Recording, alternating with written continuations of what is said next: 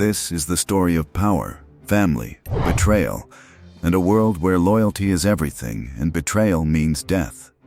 Imagine a man whose word is law, whose enemies fear him, and whose family is the center of his universe. A man known simply as Don, the Godfather. But when rivals challenge his authority and his enemies make their move, the family is thrown into chaos. Will his empire survive? And more importantly, will the legacy of his name endure? This is The Godfather, and this is the story that reshaped how the world sees crime families. The beginning, Connie's wedding. The film opens not on a street of violence, but in a sunlit yard filled with laughter, music, and celebration.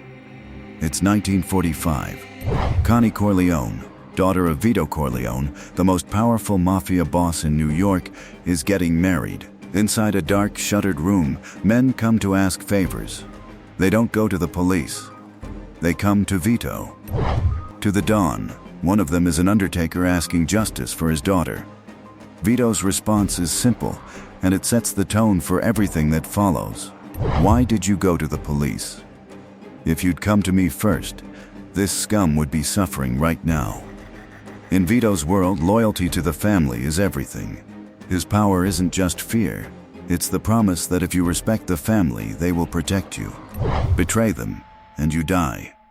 At the wedding, we meet his sons, Sonny, fiery and impulsive, Fredo, weak and uncertain, and Michael, the youngest, a decorated war hero determined to stay out of the family business.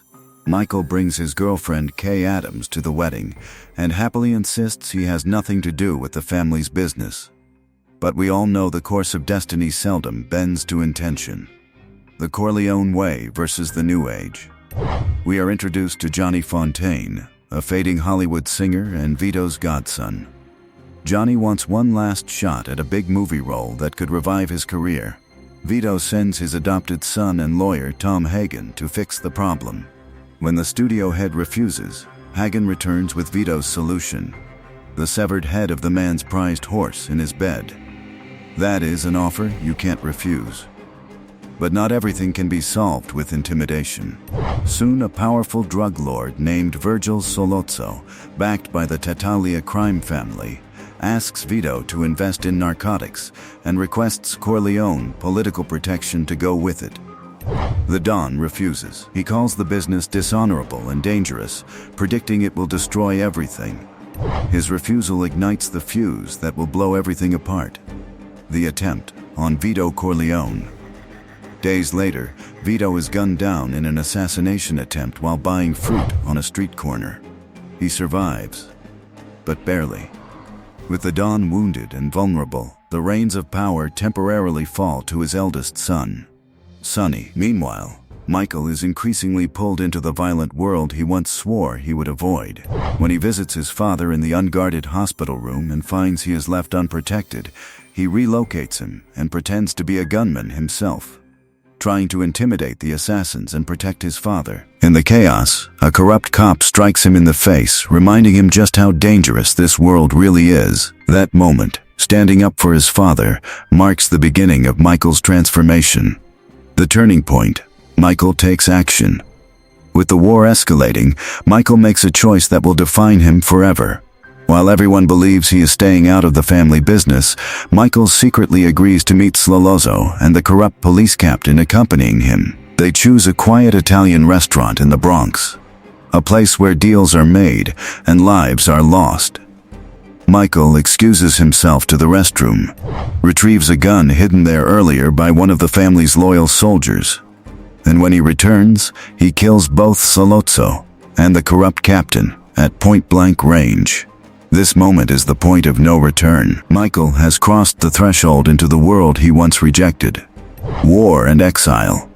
With the rival families now fully engaged in mob warfare, Michael is forced to flee to Sicily for his own safety. Vito recovers, but the war continues without a clear end. Sonny, hot-headed and reckless, clashes openly with enemies. Eventually, Sonny is ambushed and brutally murdered at a toll booth in a hail of bullets. A desperate blow that shakes the Corleone family to its core. In Sicily, Michael meets a peasant girl named Apollonia and, swiftly and passionately, falls in love. They marry. But peace is short-lived.